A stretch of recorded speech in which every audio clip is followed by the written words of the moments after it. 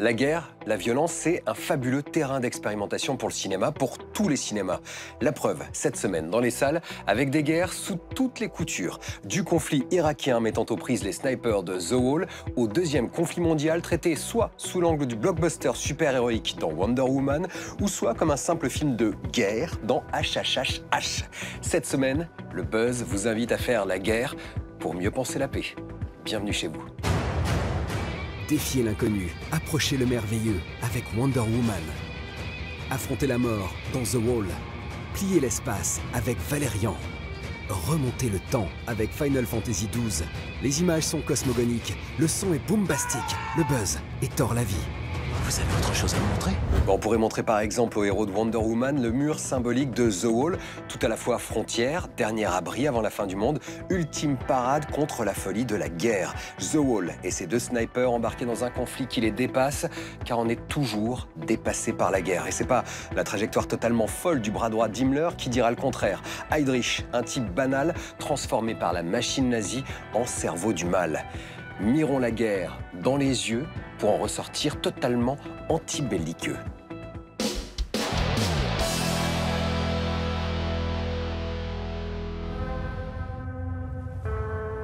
T'as le mur en visu? J'ai surtout ton cul en visu, ma belle. Allez, vieux, raconte. Qu'est-ce que tu vois? Il y a un souci. Je suis touché. Tiens bon, j'arrive.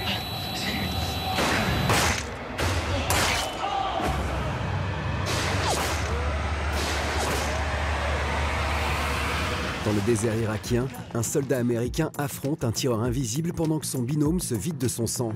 À partir de ce pitch quasi abstrait, Doug Liman livre un récit qui dépasse le cadre politique pour toucher au mythologique. J'ai un homme à terre. Votre position terminée. On a un sniper armé d'un gros calibre. Je demande une extraction. Reçu, il me faut votre position exacte. Vous avez dit quoi, là? T'as un accent. T'es pas des nôtres. The Wall est une joute verbale et un combat à balles réelles. Le mur du titre dit l'absurdité de la guerre, réduite ici à la protection d'un tas de cailloux. Quant aux soldats, ils sont vus alternativement comme des pions ou des demi-dieux. Super film. La détente est une extension de mon poing. 1, 2, 3, 4, 5. Le fusil est une extension de moi-même. 1, 2, 3, 4, 5. 1, 2, 3, 4, 5. Je vais t'éliminer. Je sais où tu es maintenant. It's men in the shadows, taking care of the most important secrets. Only the best of our people are capable of turning our nation to greatness. You know what the Führer calls him? The man with the iron heart. HHHH, c'est le surnom du bras droit d'Himmler et l'artisan de la solution finale. Une figure du mal que deux jeunes résistants des pays de l'Est vont tenter d'éliminer, d'après le Goncourt du premier roman de Laurent Binet. Not one high-ranking Nazi official has ever been assassinated. I want to know every move he makes. Heydrich must die. Cédric Jiménez, le réalisateur de La French avec Jean Dujardin, pose la bonne question. D'où vient le mal? Il y répond dans le cadre d'un film de guerre lyrique qui fait aussi la part belle aux héros positifs, avec Jason Clarke et Rosamund Pike.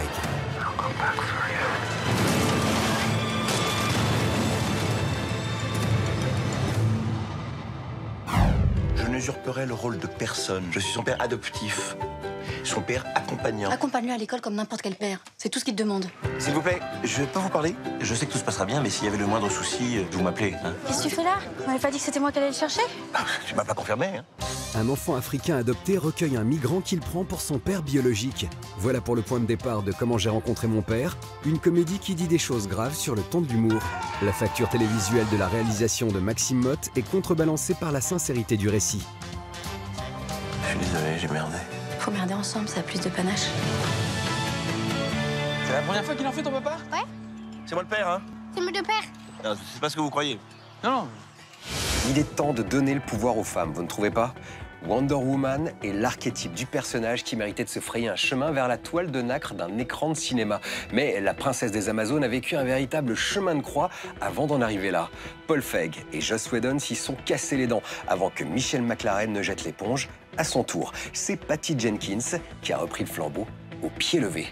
Wonder Woman shootée par une super réalisatrice, normal.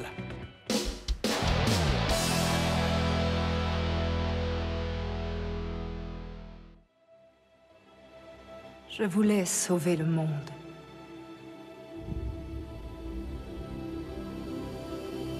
Cet endroit magnifique. Mais plus on s'en approche, plus on voit la noirceur qui l'habite. L'Amazon Wonder Woman était déjà annoncée dans un pilote de série télé tourné en 2011, mais jamais diffusé, trop kitsch pour les ayants droit. La super-héroïne DC Comics a refait surface dans Batman vs Superman, et le film de ses origines nous arrive précédé d'une excellente rumeur sur la toile. Alors on zoome. Quelle est votre mission? Mettre fin à la guerre. Quelle guerre? La guerre qui mettra fin à toutes les guerres. Ce qu'il y a de beau avec Wonder Woman, c'est qu'elle représente tant de choses, elle est tout à la fois. Elle peut être vulnérable et sensible. C'est aussi la plus grande guerrière qui a jamais existé. Elle est forte, pleine de confiance et à la fois pleine d'interrogations. Qui est cette femme? C'est ma secrétaire, en général. Et c'est une excellente secrétaire. C'est quoi être un héros? C'est la question essentielle du film. On aimerait tous avoir un comportement héroïque. C'est pour ça qu'on aime les super-héros et les histoires qui parlent de leurs origines. Mais c'est quoi, au fond, être un héros? Est-ce que c'est battre le méchant? Oui, parfois. Mais c'est plus que ça. À la fin, ça parle de ce que chacun va découvrir à l'âge adulte. On ne devient pas un héros en flanquant une raclée à quelqu'un. Ça a beaucoup plus à voir avec la tolérance, l'amour et le pardon, la complexité de la vie.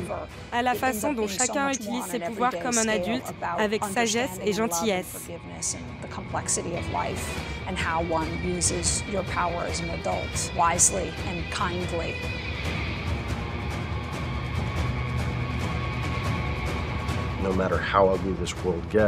Quelle que soit la laideur de ce monde, le nombre de morts autour de nous, les dictatures et les génocides, les guerres successives, il y a toujours de la place au fond de nous pour la bonté et l'entraide. Wonder Woman est l'incarnation de cet espoir. C'est la meilleure part de nous-mêmes. Il est de notre devoir sacré de défendre le monde. Et c'est ce que je vais faire.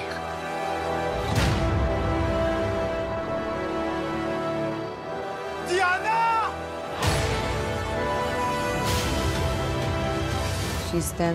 Elle se bat pour la justice, la paix, la sagesse, l'amour, la tolérance et la compassion. Toutes ces qualités qui se font rares dans notre monde. Sois prudente, Diana. Si personne ne défend le monde, je dois le faire. La vie pour Wonder Woman, c'est ça. Sauver son prochain, enchaîner les 10 à la gymnastique méga artistique, botter le train des méta-bad guys la tête à l'envers, et puis surtout, exalter l'idéal humain. Pas mal pour une seule super femme. C'est quoi? Je suis Diana de Thémiskira, fille de la reine Hippolyte. Au nom de tout ce qui est bon, la colère dont vous accablez le monde s'achève ici. On reste dans les univers fantastiques avec Valérian et la cité des 1000 planètes. Le blockbuster Made in France de Luc Besson rassure avec une deuxième bande-annonce plus engageante que la première. Le pari est osé pour Besson qui a engagé 170 millions dans l'affaire. Dan DeHaan et Cara Delevingne visiteront l'espace et le temps au cœur de l'été. Je vous invite à regarder les nouvelles images et puis juste après on décadre l'actu avec du jeu vidéo et de la bande dessinée.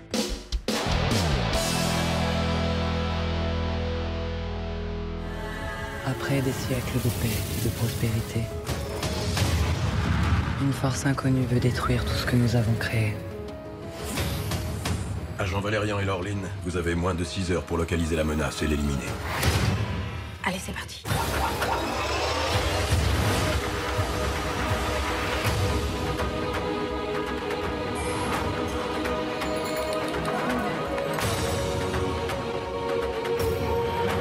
L'univers entier est contre nous. Nous voulons que tous les deux, vous soyez les gardiens de notre futur.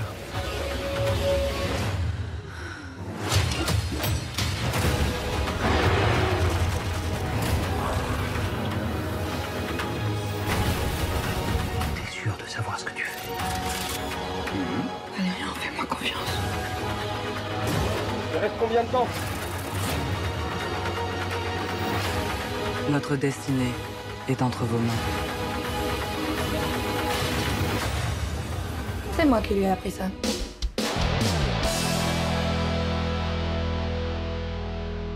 Après Final Fantasy VII et X, c'est au tour du 12e épisode de la saga de RPG japonais mythique de se voir remasterisé.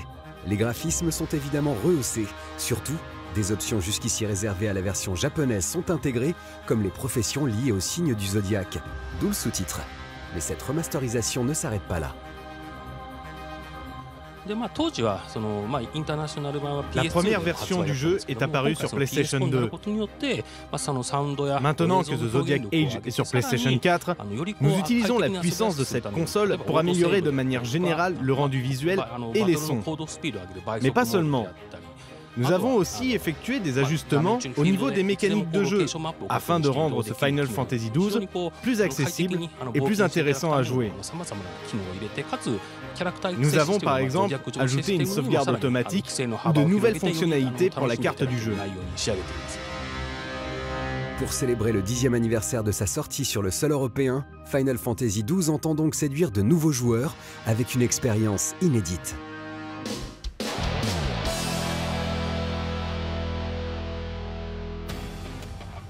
Après nous avoir adressé son percutant One Punch Man qui explosait joyeusement tous les codes du manga de super-héros, l'auteur One opère une variation sur le même thème avec Mob Psycho 100, un récit tout aussi délirant qui prend pour décor le monde du psychisme.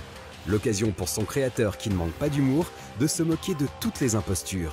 Adolescent aspirant à la grandeur mais au fond glandeur, gourou possédé, jusqu'au personnage principal médium autoproclamé, tous les illuminés y passent. Reste le héros, naïf et exploité. De son nom Mob, le jeune homme est réellement doté de pouvoirs psy et fait face quand même à de vrais esprits qu'il cartonne quand il arrive à 100% d'énervement. Mob Psycho 100, voilà pour le titre. Le contenu, lui, se lit page après page dans un excès de plaisir qui détend furieusement l'esprit. C'est déjà l'heure de l'horrible bye-bye, mais avant je vous pose une question, vous tapez dans le mille et on vous gâte avec des DVD et des places de ciné. Vous l'avez vu plus tôt, Wonder Woman est de retour sous les traits de la sublime Gal Gadot. À la fin des années 70, c'était la non moins boombastique Linda Carter qui incarnait l'Amazone. Mais avant la série, la comédienne s'était illustrée dans un concours de Miss. Oui, mais lequel ? Quel concours de Miss a remporté Linda Carter? Est-ce Miss Orange County? À moins que ce ne soit Miss World America, mais peut-être était-ce Miss Paul Prébois? Vous avez la bonne réponse, je le sais, alors rendez-vous sur ParamountChannel.fr. C'était Le Buzz avec Gail, Cara, Dane, Chris, François-Xavier, Isabelle, la galaxie du cinéma et les étoiles à l'intérieur. À la semaine prochaine si le cœur vous en dit. Et d'ici là, buzzez bien.